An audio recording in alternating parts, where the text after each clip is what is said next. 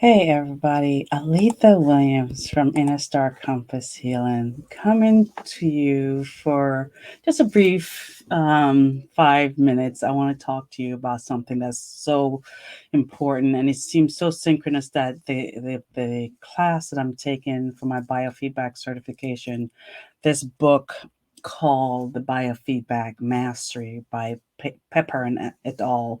If you want to see the reference, I can provide that for you. But this book is just helps me walk through all the different scenarios for helping my clients, whether it be for relaxation, whether it be for anxiety or insomnia or other things. But I want to talk about three things today. I want to talk about awareness. I want to talk about habit. And then I want to talk about actions. I want to let you know that everything that is measured can be changed. Anything that is measured can be changed. Can we measure your heart rate? Yes. Can we measure your brain waves? Yes. Can we measure your body temperature? Yes. Those are three things: your temperature, your heart rate, your brain waves. Also, we can measure your respiratory. Those things we can measure, and they can provide you what we call immediate feedback to your mind so that your mind can now become more aware of what your internal subconscious is doing. So I want to talk about a page out of this big, gigantic book. I mean, it is a gigantic book. How look, I think it is. But that's just one of the books. The mastery one is electronic and it's just as thick. But this page is page 109 from Biofeedback Mastery, and he talks about the startle response. Okay, major increases in sympathetic activity are usually associated with fight, flight, freeze response, otherwise known as the alarm reaction or the startle response from Canon 1963. So there's a couple of things that I want to break down. Sympathetic activity. Sympathetic activity, when we inhale, our sympathetic nervous system actually activates. It tells our body, oh, fresh oxygen is coming into my blood. I'm going to increase my heart rate so I can pump it throughout the body. So sympathetic activity in its stress-free or in its normal activity is okay. When you exhale, you actually relax more, and so therefore you activate your parasympathetic activity. So you have sympathetic and um, parasympathetic nervous system.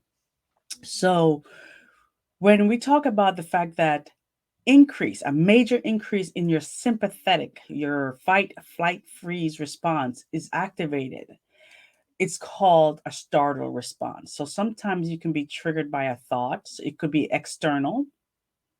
It could be you drove by the crash site where you had a car accident or you were almost hit. I had a friend who was almost killed because a drunk driver almost hit her. And every time she goes back to that site, she's like, I was almost killed. And she's triggered. Um, so that's an external. An internal one, it could be you smell something that reminds you of a period when you were traumatized, whether it be when you were a little child and you were beaten a lot by one of your parents or two of your parents, and you were treated to feel unsafe, and it would be maybe you were cooking something and it burnt, right? um, so anything that's burnt triggers you. And those are just some basic example, but they're not basic. So for some people, those are horrible, horrible examples. So I don't want to disconcert that. So let's go on. As a result of being aware of what triggers you, so let's talk about awareness. If you become aware of it, you can change it. So, like I said, anything that is measured can be changed. So, what biofeedback does is we train our clients to inhibit an unconscious startle tendency, and instead of allow for the passive movements with the startle response to occur, we are going to tell our body no, we're going to control how we're going to respond to it. So as your brain, you develop that brain gym, that muscle memory, which is habit, becomes habit because you have to practice it. You gain greater awareness, and you will learn how to relax on command. So we talk about awareness. Once you become aware, the habit that was poor, the one that caused a trigger, can now be changed by taking action into changing it. So the biofeedback helps you see, feel, sense, and assimilate, and later in like assimilate, meaning you start to get used to it and adjusted to the changes of your actions. And we talk about the fact that a habit takes a long time. It is sometimes it could have been from your childhood and you're in your 50s. That's a long time. That is wired into the muscles, into every fiber of your being. So how do you change that? And is it possible? Yes, it is. Neuroplasticity says you can, and through mental imagery, through guided meditation, through breath work, through movement. So we're going to build these toolkits to help you move through and change something that you thought you could not change. And so it takes a good 21 days for a new habit, a new thought pattern, a new paradigm to develop a new habit, which then develops a behavior. So, are you ready to change? Let me go further into the starter response. Let me talk a little bit more about it. During a starter response, your changes occur in conjunction with muscular bracing. So your blood vessels constrict. And then without you knowing, you could have tensed your shoulders, or you could have clenched your fists, or your back, arch your back, or you have this little worried frown in your forehead. So without you even knowing it, some of those things are become so automatic. And then one of the things that most people do when they're in fight, flight, or freeze, they actually hold their breath. Whew. I That was one thing that I learned in my lived experience, that when I was stressed, I held my breath. And through biofeedback, I did the training where I tested myself through stressful situation to breathe, diaphragmatically breathe through it. So that's the solution that I'm going to come up with at the end. We're going to talk about the breath and the importance of the breath and how we can use it to help you change the habit, become more aware, and take action into changing into a new you. So, um, Canon in 1963, this is the book, and that's also a reference that I can provide. The body prepares for action by shifting the blood away from the hands, away from the feet, away from the head. You don't need to think about running if you're or jumping. If there's a car coming, you don't have to think, oh my gosh, a car's coming, therefore I have to. No, so the oxygen that needed to be in the brain goes away, the hands goes away, it jumps into your quadriceps, it jumps into your hamstrings, it goes away from your gut, so your gastrointestinal tract, so it starts to move blood away from it. And experimentally, this respond in your body temperature actually lowering. So sometimes people have cold hands and cold feet. And for I have cold hands and cold feet. And for a while there, I was wondering, is it hereditary? But sometimes, and in my case, it was because I was always under what I call hypervigilance, high stress, chronic stress. And as I learned how to control my stress response, my starter response, my body temperature started increasing. I notice, especially when I meditate, my body temperature increases. And so, body temperature is one of the training methods that we do to help people recognize how to respond by doing the diaphragmatic breathing, and also to focus on your energy on an internal healing instead of an external stimulus. So, the stress response can be triggered again by external or by an internal event. Even a simple cognitive task such as performing arithmetic, like subtracting a number, 7 serially inside one's head, that actually increases sympathetic activity and thus your hand cools. Shifting your blood from the periphery and the gastrointestinal tract in response to external internal sensors is basic, and it's a natural reaction to unfamiliar stimuli. The recovery of one's system, physiological, your physical body, the recovery of that should quickly return prior to to prior baseline levels.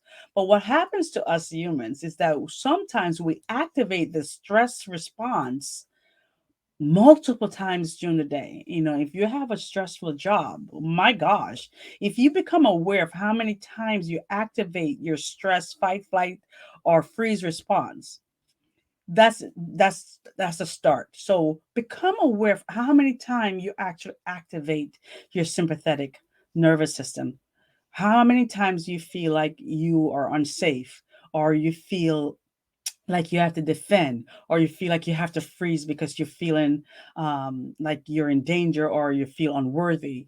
How many times a day do you activate it?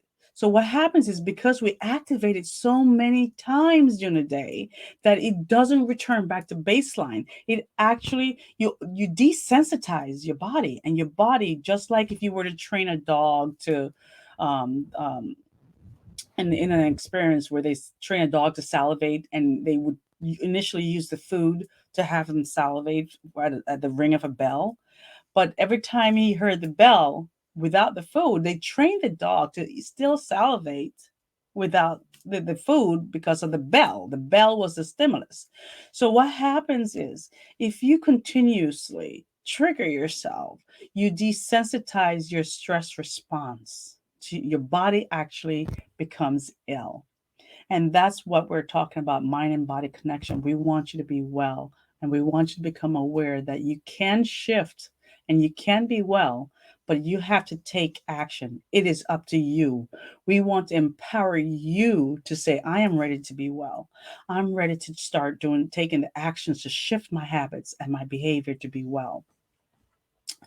Let me see if I'm missing anything else here. Um, I mentioned that, again, some people can interpret the same event as stressful or not stressful.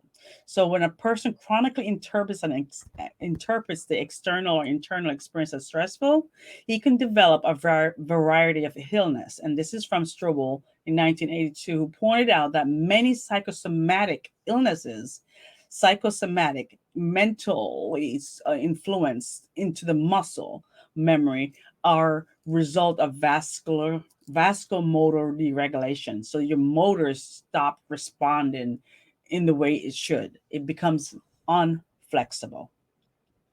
Um, in my lived experience, my chronic stress was so much. I mean, I had a very stressful young adult life, um, and it wasn't because I didn't try to get out of it. It was just because the environment in which I was in was so stressful that everything that I did to combat it still caused my body to automatically relax, and I would tense up. I would tense my trapezios. I would slow my breath, and I didn't realize I was also tensing my quads. So over time, with this chronic stress, my muscles felt hard as concrete, and the return back to softness is my goal for the rest of my life. And because it's taken time to release any all these triggers, you have to do the inner work to identify what are some stuck points that are causing your body to have that startled response. And that's what we want to do. As a life coach, what I do is I work with my clients to identify stuck points, stuck areas that they want to work on, and to really allow them to empower themselves to make the change. You have to be willing and ready to make the change yourself. I can't make it for you, but I can educate you. But that's not my job to educate you as a coach. But on this video, I can do the education piece, and you can listen to this video, and then you can make the decision whether you want me to help you to overcome a paradigm shift your mind and your thought pattern and your mindset into empowering yourself into being well. If you have any questions for me, please let me know. I am available on innerstarcompasshealing.com. And remember that star has two R's for a reason, because mirror, mirror, double R brings you great results. When you see what you're doing to yourself, you can mirror what you need, and it has to come from inside. I want to wish you guys well. Continue to remember that the external world is very stressful right now. COVID, and the other viruses that are out there, the flu, just even the flu is still out there. There's many stressful demands on our peripheral right now. May I encourage you to really stop, center, and breathe. And so that's how I'm going to end this session. In biofeedback, and I am not certified yet, so I will be certified when I take the exam, hopefully at the end of this year. That is my target goal. It's on my vision board. Is you do a breath work. So I'm going to start the music, and we're going to do a little breath work. And if you are open to it, I would just encourage you to close your eyes and really just follow my voice. Okay, here we go.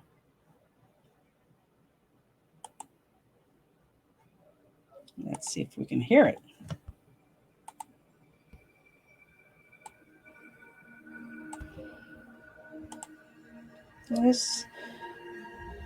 Just sit where you are and become aware of your breath.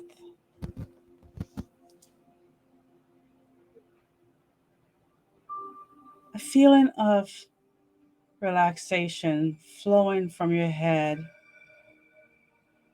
down your neck, shoulders, arms, fingers. And when you inhale, you just inhale with this love of saying hello there.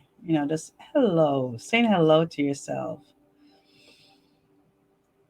Holding that breath with that beautiful helloing feeling.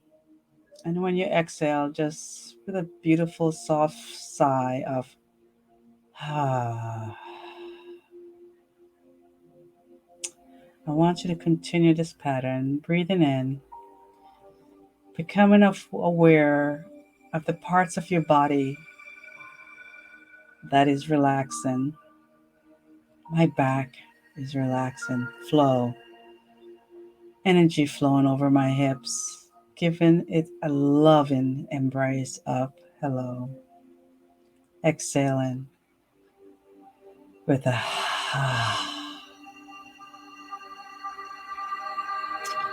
flowing over my knees, around my calves, ankles, toes, flowing all the way down to the core of the earth.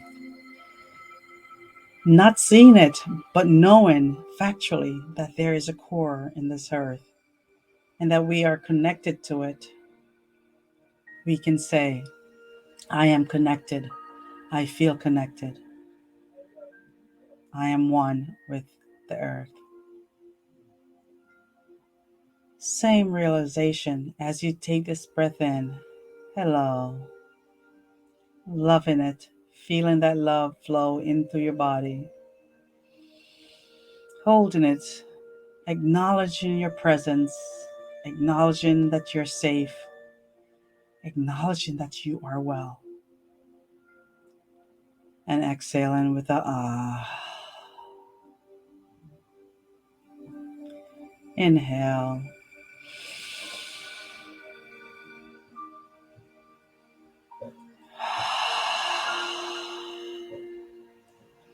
I want you to place your hands on your diaphragm and feel the motion of your fingers as it expands when you inhale, as your stomach pushes out.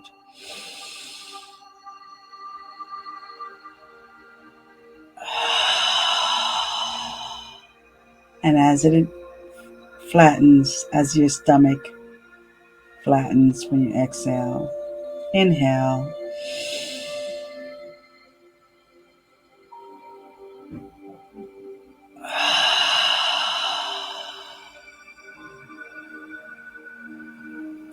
In this space, only I can be here. I feel well. I am well. I am connected to the infinite source. I feel connection from the heavens. I feel connection from the earth. I bring back all the energy back to my solar plexus. Bring back all the energy that I distributed back to my root chakra. I'm calling in all the energy that I distributed back to my solar plex, back to my heart, back to my throat chakra, back to my third eye, my crown. Calling back all the energy that I just distributed to others. I'm calling back all of my energy, my soul's energy within me. And I feel it dancing through my body as it settles, loving me, embracing me, seeing me, and holding space as I feel.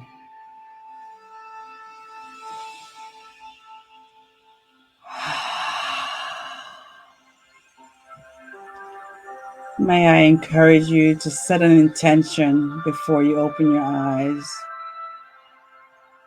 Set a loving intention in your heart for how the rest of your day will be. And so it shall be, because words are powerful, and as you speak it, so shall he. Remember, what you speak to yourself is internal and external. Internally, your body will shift when you are ready and when you speak it. Through action, externally, your body will start changing. So may I wish you well. Be well. You are worth every minute that you just spent with yourself.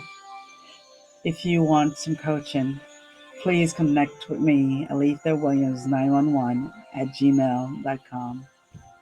Until then, God bless.